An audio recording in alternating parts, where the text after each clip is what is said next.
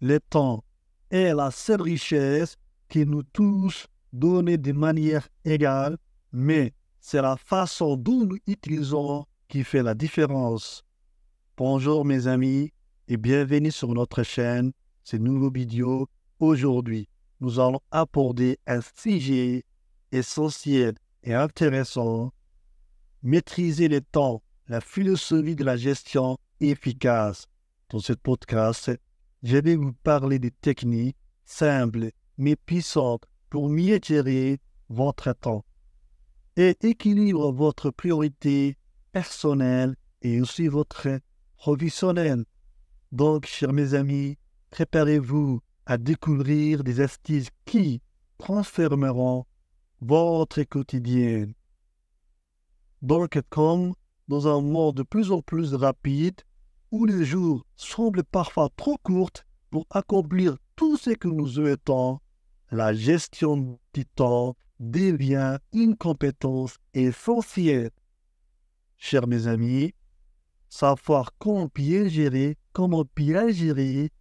son temps, c'est non seulement de ouvrir la possibilité de réussir, mais aussi de vivre une vie plus épuisante, mais aussi équilibrée. Donc, dans cette vidéo, nous allons explorer la philosophie de la gestion du temps. Donc, on vous donne des exemples concrets et des astuces pratiques, franchement, pour ce qu'on appelle, pour maximiser votre efficacité. Vous avez, mes chers mes amis, comme le dit un vieux proverbe, le temps, c'est de l'or. Alors, apprenez à mieux l'utiliser. Comprendre la valeur du temps, chers mes amis. Donc, comme nous avons la première étape de la philosophie de la gestion du temps est de reconnaître sa valeur intrinsèque. Contrairement à l'argent ou bien du matériel, le temps est un bien précis qu'on ne peut pas regagner une fois perdu. Ça, c'est sûr. Il y a un proverbe latin dit « tempus fugit » qui signifie « le temps fuit ». Il s'agit de comprendre que chaque minute compte. Il faut souligner ces points, chers mes amis. Il s'agit de comprendre que chaque minute compte et que la façon dont nous utilisons peut déterminer notre succès et nos échecs. Par exemple, chers mes amis, si vous consacrez 1 heure par jour à lire, transformer, c'est ce que je vous dis, si vous consacrez 1 heure par jour à lire ou à vous former à notre formation en 1 an, vous allez passer plus de 376 heures à apprendre, ce qui peut transformer votre vie. Alors, fixez des priorités claires pour mieux gérer votre temps. Il est essentiel de définir votre meilleure priorité. Faites plus, chers mes amis, je vous dis une chose, faites plus ne signifie pas toujours faire mieux. Dans un emploi du temps chargé, il est facile de laisser emporter par des tâches non essentielles. Cependant, en utilisant des techniques comme la méthode de SWOT qui consistait à classer les tâches selon leur importance et leur urgence. Vous pouvez focaliser uniquement votre énergie sur ce qui compte vraiment, franchement, absolument. Par exemple, au lieu de répondre immédiatement de chaque email ou de chaque message de WhatsApp, vous pourriez déterminer les projets importants, puis revenir aux petites tâches une fois que l'essentiel est accompli. Ça, c'est la meilleure méthode, je vous dis, chers mes amis. Important de la planification. Comment une bonne gestion du temps repose sur une planification efficace. Chers mes amis, vous avez un objectif sans plan, c'est un juste souhaité, c'est un rêve. un objectif, son plan, juste ensuite, ou bien sa rêve. Planifier sa journée, sa semaine ou son mois permet d'avoir une vision claire des équipes, ce qu'on appelle des équipes, ce qui doit être fait à quel moment. Utiliser un agenda, un calendrier numérique ou bien un simple, ce qu'on appelle to list, peut vous aider à structurer votre temps. Chers mes amis, prenez par exemple en bloquant des créneaux horaires spécifiques pour des activités importantes comme le travail ou l'apprentissage pour vous assurer de ne pas être distrait par des tâches moins prioritaires. Ça, je vous dis, c'est très important pour faire planification. Il y a une autre chose, chers mes amis.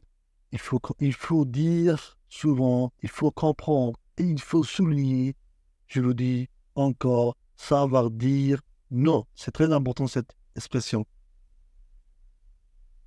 Ce qu'on appelle, c'est un aspect souvent négligé, souvent chez les amis, de la gestion, la gestion du temps, mais c'est l'art de dire non, dire oui à tout, c'est dire non à soi-même. Vous avez, pour mieux comprendre, chers les amis, il est facile de se laisser submerger par des domaines extérieurement, que ce soit au travail ou votre vie personnelle. Apprenez à dire non de manière polie, mais ferme permet de protéger son temps pour les choses qui comptent vraiment.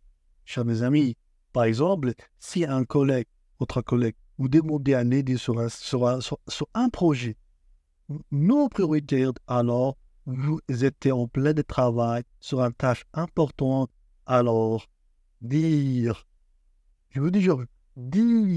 non ou reporter, puis vous évitez, je vous dis, dire non ou reporter, puis vous évitez de perdre un temps précis. Très important, chers mes amis. Il y a une autre chose. L'important de pousser, c'est très important. La gestion du temps n'est pas une course, mais c'est un marathon.